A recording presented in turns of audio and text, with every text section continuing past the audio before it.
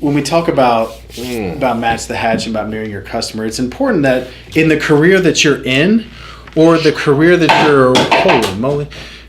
you're wanting to be in, is that you actually enjoy or give a crap about those people. Yes. Like if you get into a career and you just realize that, man, these people that I'm serving, these people that I'm working with, working for, selling to, it's just not my kind of people. Then you need to change careers. Do something different. Bring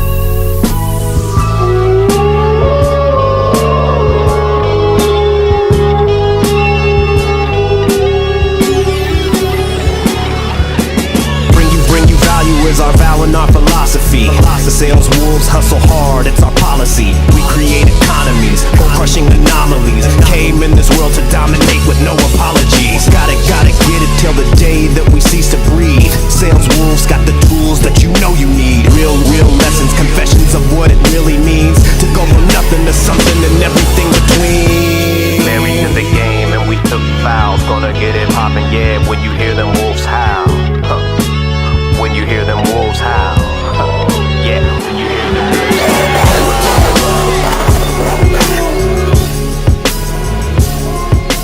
Welcome everybody to the Sales Wolves podcast. This Again. is episode 25. I am Tyler Harris.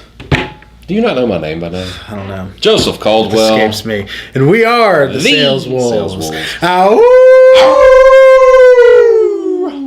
All right. That's right. We are the Sales Wolves podcast. Every week we come at you on Sales Wolves Wednesdays. Sales Wolves Wednesdays. What? I feel like some of your buttons are missing. I can see a lot of skin through there. What? No, you're good. You're good. My God. I thought you were trying to crack another joke and make me laugh. I saw a nipple and I got distracted. All right. I am now disgusted. Me too. Threw up a little in the back of my throat. But why do we do this podcast? And because we want to appreciate all the salespeople. We want to appreciate, you know what?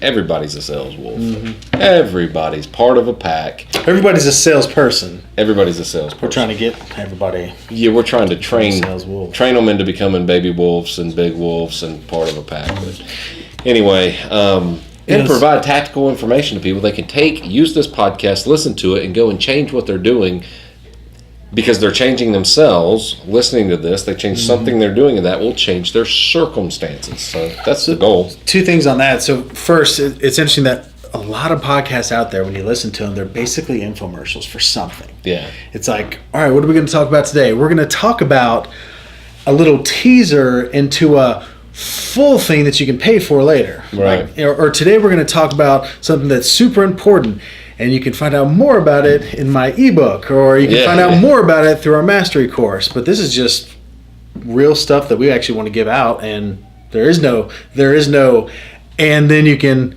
it's just, that's it. No, the only catch with what we're doing is that you're sitting on it. If you're not acting on it, you're sitting on it, baby. Absolutely. And there's something interesting you just said about everyone being a sales wolf. So remember Rebecca Heiss, Dr. Rebecca Heiss, remember her definition when she was talking about wolves and like the biology and everything with wolves, and what she said about it that was so fascinating. She said that they're the leaders of the pack, the alpha, all that stuff that everybody knew. It said, but they ate first. But then they were the first ones to immediately go out and get the next meal. That as soon as everybody was eating, they were the ones that left to get the next meal. And I thought it was so interesting that sales wolves are the ones that don't stop when they have success, that they continue for more. Yep. So today we want to talk about a topic that's really near and dear to our heart, because it's something that we have really utilized to push our organization to the next level. It's one of the biggest things, I think, that separates us from everybody else within our industry.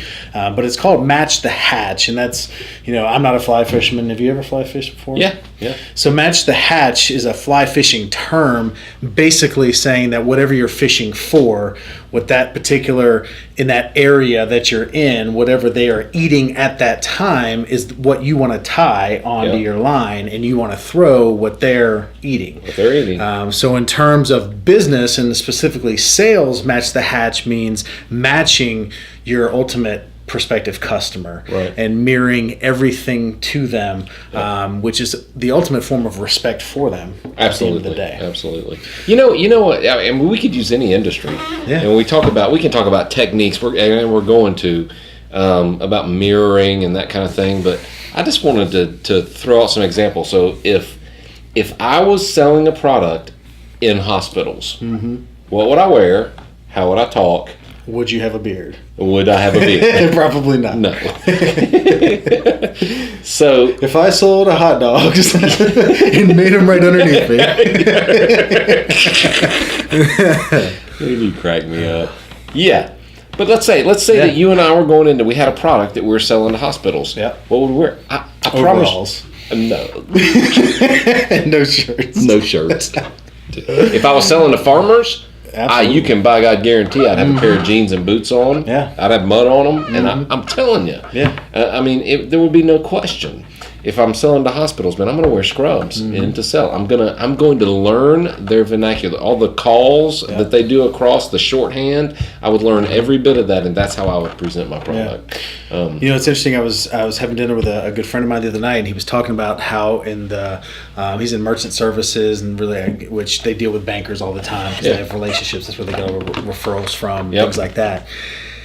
And he said you have to be very careful about not only what you wear, but what you drive. And there's like that balance between, you know, they want to know that you're doing well, but they don't want you to know that you're doing too well, because then they're like, well, how much commission is built into these products? And then even with what you're wearing, like you want to look presentable, nice, professional, but don't look too nice, like with what type of watch, and what type of suit. That everything is very, very particular. And he was telling me that they had like a sales conference one year, like a summer sales conference, and they went to it. And this guy that works with him had just gotten this new haircut, and it was like a pretty like flashy kind of modern haircut. And he said literally his boss on the last day before they left was like, "Hey, we're gonna need to cut your hair before you go." And they shaved his head. I was like, that is awesome. Like, they literally shaved his head. And that brings me to the point of this podcast. This is yet another intervention. we need to shave. I actually have a haircut appointment tomorrow. What about your beard? I need another week. No, what? You're going to have this over the weekend? I think so. Tyler. I think so. Please. Please. I'm begging you. Well, we're going to see if the man behind the camera can make it happen tomorrow. Dude, you got to make it happen. Our only reservation is Tyler's going to be in a lot of pictures over the weekend. And what if he has like a lot of sponsors or spots? What if I have like a whole nother layer of skin underneath there? You don't. Like just warts and French fries from like he can fast end up food breaking meals. out Dude. looking like a pizza pie. No, he won't. A pizza pie. Dude, that's the dumbest thing I've ever heard. And I am giving a speech It would better- on personal change. I know. We're going to be... What if What if you shave during that during the speech, and just bring Maitland, waging war or, on personal change and used a knife? Dude, can I do it? I mean, I will make you No, I'm just bleed. talking about like how like, hey, if you want to make a change, Make it. God, it felt really weird. Yeah. Like you just gotta make it. You just gotta commit and go all in to start chunking, just like throwing at people. Like, just walking up to people and be like, Right into... like LeBron James before his basketball game. Like, these are terrible ideas. Get off my beard. So, Speaking of mirroring, I'm pretty sure the generals are not going to have facial hair. you scared me with this. They're going to think you're the Taliban. It's going to be...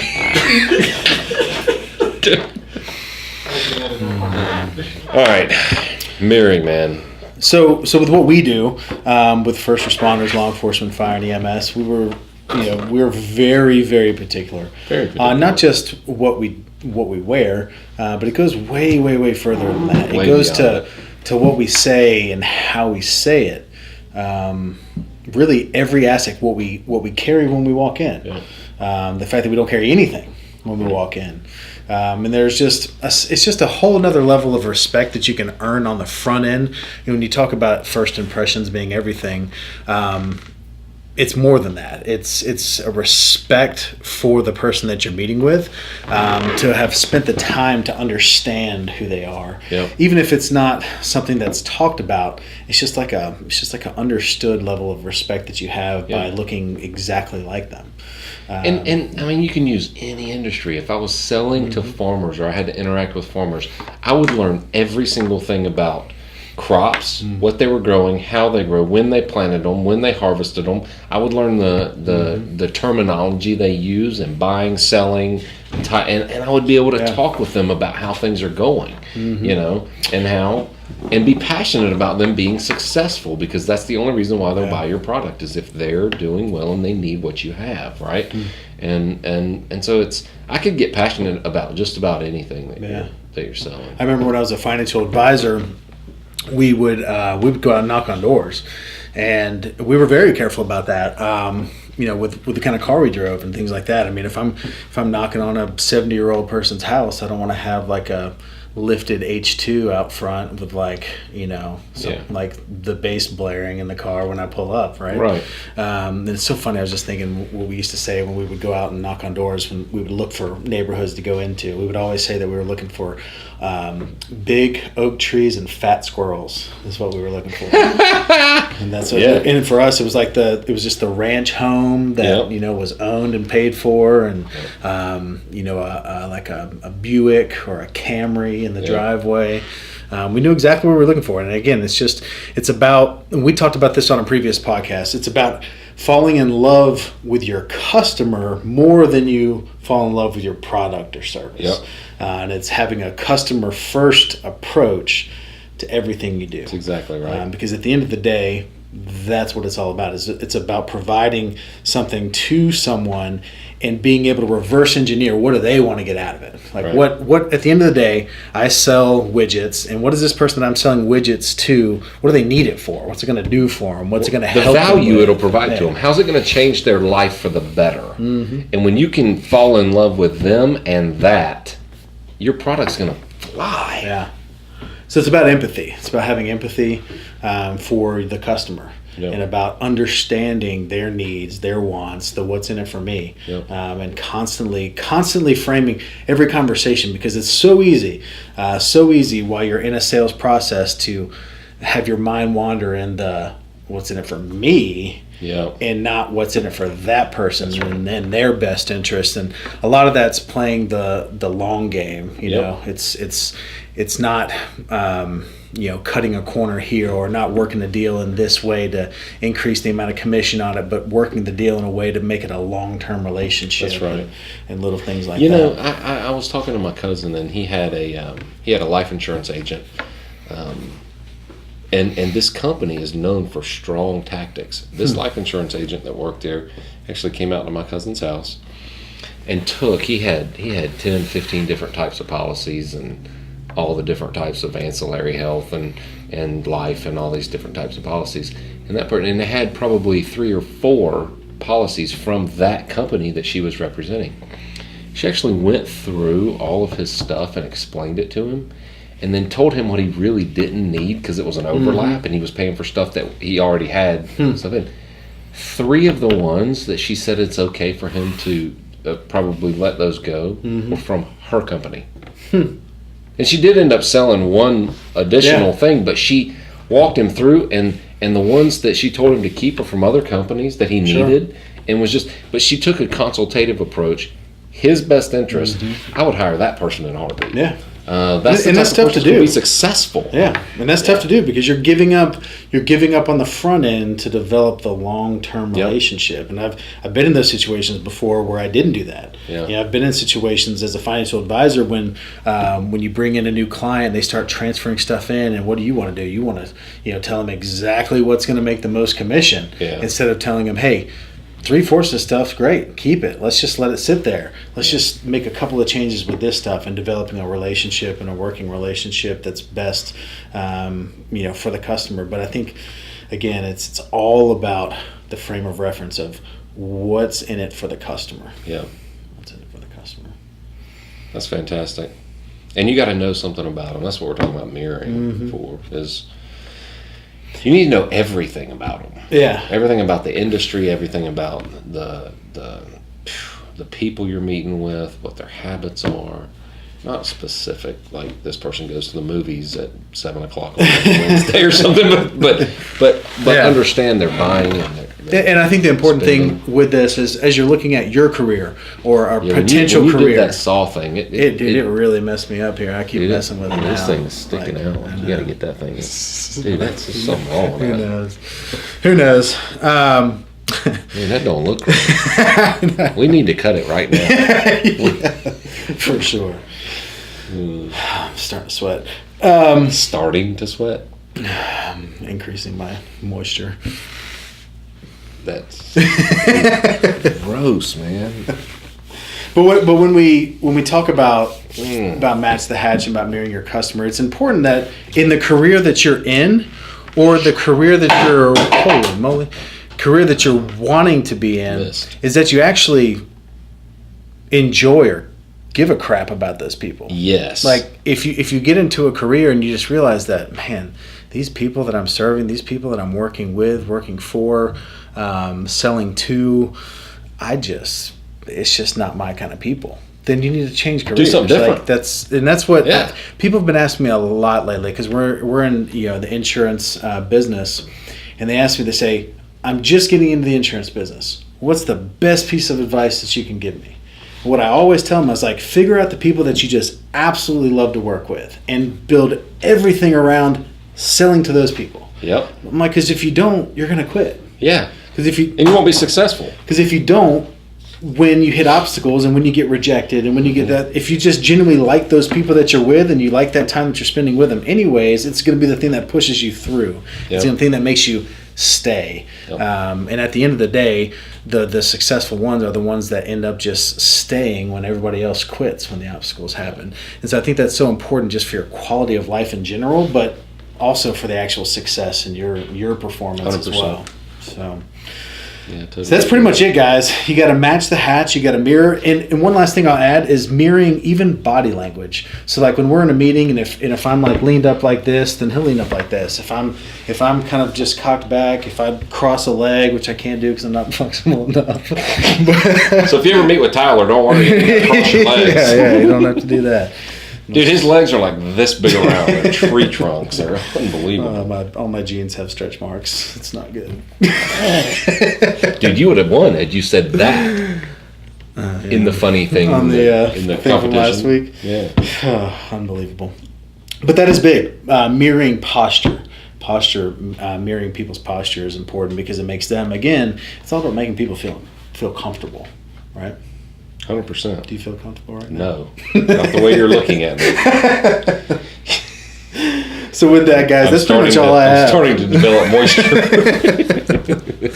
In all the wrong places. Yikes. All right. So anyway, that's our podcast today. Yeah, we wanted to just throw out a short one today because a lot of the ones that we've had lately have been long. Where can people find me online? They can find you at the Joseph Caldwell on Instagram, Facebook, YouTube. They can find me at Tyler Harris Page on Instagram, Facebook. I guess that's pretty much it. You've been tearing up some Facebook Live, brother. Yeah, we've been documenting a lot. We've been growing. We've been growing like crazy. I think I'm up over 60,000. That's awesome. 60-something thousand on Facebook now. So yeah, that's it, guys. So with that is episode 25, the Sales Wolves podcast. Yep. I'm Tyler Harris. Joseph Caldwell. And we are the Sales Wolves. Ow!